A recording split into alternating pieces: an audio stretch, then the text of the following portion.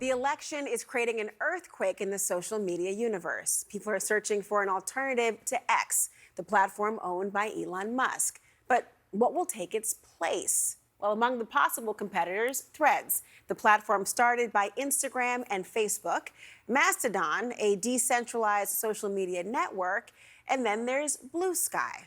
It was born under X when it was called Twitter.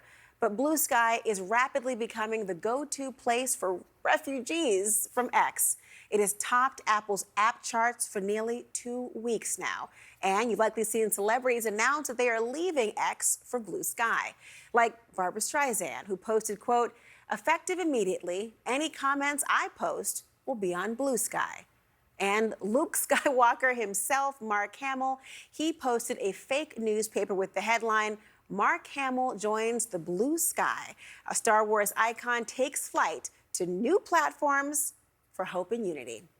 Today, the platform announced it hit a major milestone, 20 million total users. But it still has a long way to go, of course, before it catches up to X and its 550 million monthly active users. Joining me now in her first television interview, Jay Graber, CEO of Blue Sky. Jay, I'm really thrilled that you're here because people are leaning in fully on Blue Sky and what it really is. And I have to ask you first about this decentralized platform. What does that mean? Yeah, so it means that it looks like a normal app, but behind the scenes, there's a lot of different people who come in to create the experience, and it can have many more people come in and build it. So the difference is between having like a single house or like a lot of hotel where you go in and there's a lobby, and then people are like building other units out back. And any developer, someone who can code, can come in and build a new, experience in the back.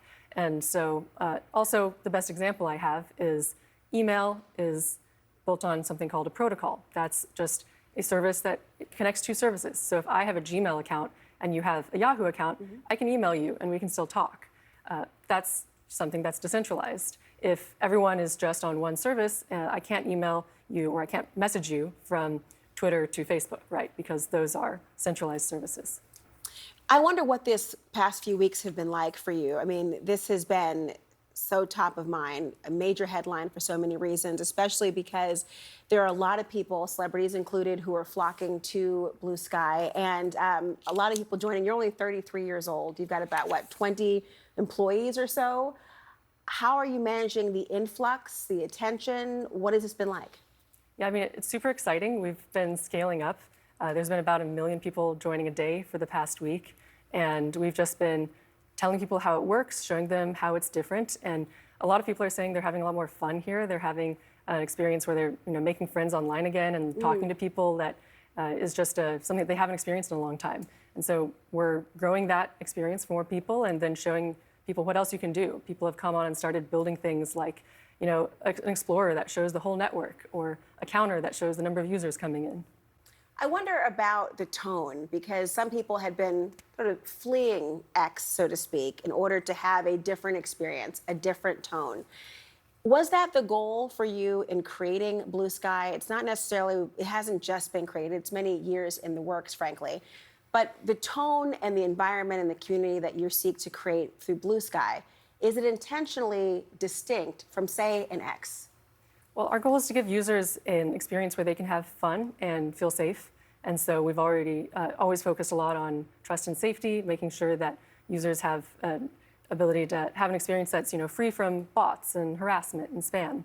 And then that's, I think, really core to the experience. But then beyond that, we want a place where people can express their creativity. And so they can come on and explore a app store, basically, of all these feeds. It's like a marketplace of feeds. And then you can subscribe to the ones that you're interested in, sort of like subscribing to magazines. And so people who like cat pictures are just looking at the cat feed.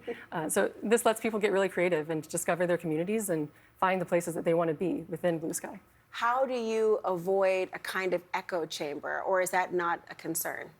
It's more about giving people a way to productively engage. And so making sure that, it's an environment where discussions can happen and people can have, different opinions, but people aren't getting harassed, and it's a place where people can split off and form their own communities. And it's really up to the user what they want to do.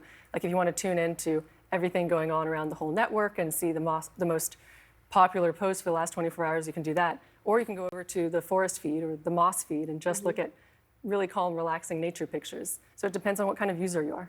You know, X has often been associated, particularly given Elon Musk, to promote more right-leaning content. And I do wonder if Blue Sky, given how it's sometimes described, are you intending for it to be a kind of new resistance platform?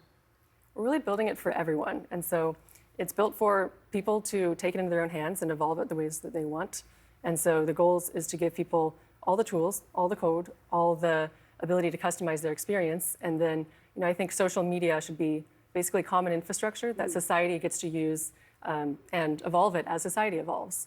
We're building a more democratic form of social media to reflect a democratic society. Sometimes society evolves, sometimes it devolves. I wonder what kind of guardrails are in place to avoid having content that is either highly offensive, problematic, or detracts from what your intention of this open community might lead to. Yeah, so we have a stackable approach to moderation. Our head of trust and safety was working in moderation at Twitter and then stayed on under X and then came over to us. And so has experience with a lot of things at scale. And we've been making sure that the experience here stays a place where productive conversations can happen. And then people can layer on top of that. So it's stackable because anyone else can come in and also run a moderation service. You are exponentially increasing your users by the day. How many users do you expect to have, say, this time next year? It's hard to tell. I mean, you tell me. I mean, the world is telling you might be millions and millions and millions. How do you intend to monetize? We're rolling out subscriptions, and we're going to be building out a larger developer ecosystem and then providing services within that ecosystem. Jay Graber, really fascinating. Thank you so much for joining. Thank you.